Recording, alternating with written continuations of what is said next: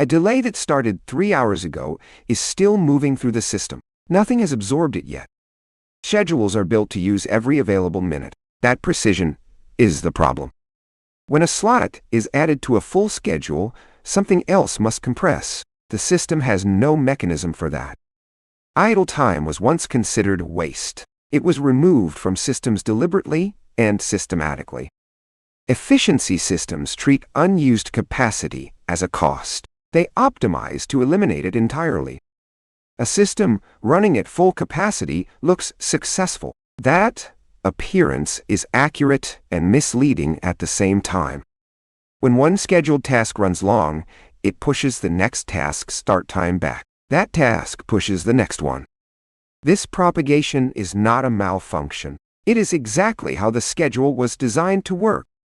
The schedule does not know a delay has entered the system. It continues running as written.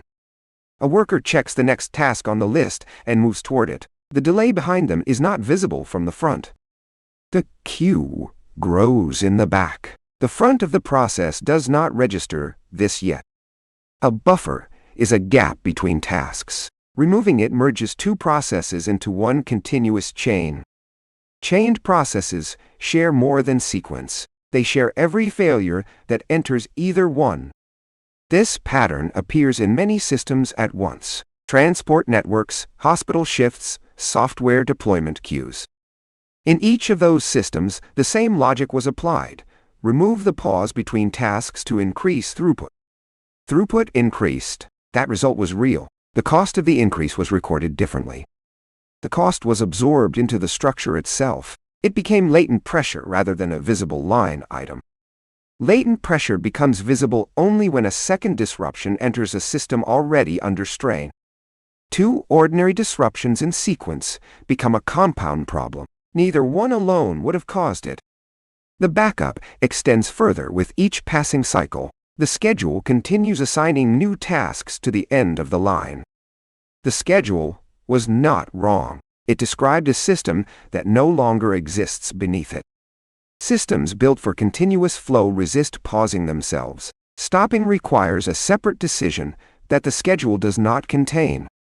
Somewhere in the chain, a person is waiting for the system to clear. The system is waiting for the same thing.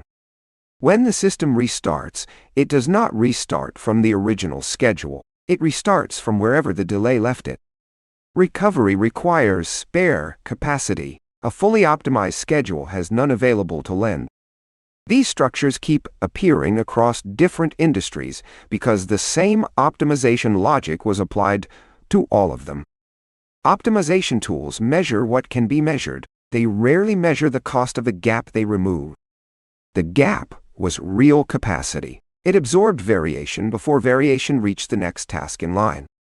When the buffer is removed, variation arrives at the next task unchained. The downstream task cannot process it at the same rate. Variation is a natural property of any real process. Schedules assume it does not exist. The schedule treats each task as taking exactly its planned time. That assumption is never true for all of them simultaneously. When a task overruns, the system does not split the difference across downstream steps. The full overrun transfers to the next single task. The next task in line now starts late and carries the full weight of the previous task's overrun inside its own window. Each task that falls behind makes the following task's late start inevitable. The cascade is not a crisis. It is a structural feature. End-of-day tasks absorb all remaining delay that could not be redistributed. They become longer without being scheduled longer.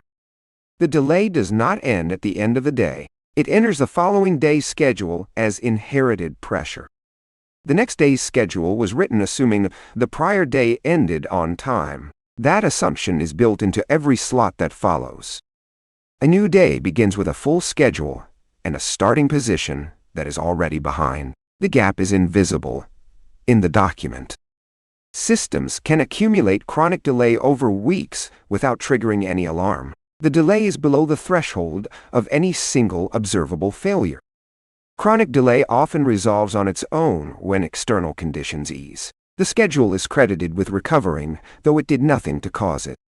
The schedule is unchanged after recovery. The same density, the same zero-gap design, re-enters operation intact. The schedule is reproduced each cycle because it worked before. The conditions under which it worked are no longer the same. Scale amplifies what margin would have absorbed. A system designed for 10 tasks responds differently when running 40. A coupling failure anywhere in the chain stops everything downstream. The chain does not know how to skip a node. This is the moment the latent pressure becomes a visible number. The system has been building toward it the entire time. The repair begins. Items resume moving through the restored section at the same rate as before the failure. The schedule for the day after repair is written at the original density. No additional time is added to account for what was missed. The system returns to full operation. Throughput is measured and reported as normal. The structural conditions that produced the failure are still present. The facility looks organized. Output is meeting targets. The schedule is being followed. The gap is back to where it started. The next delay is already forming somewhere in the chain. The schedule does not yet know where.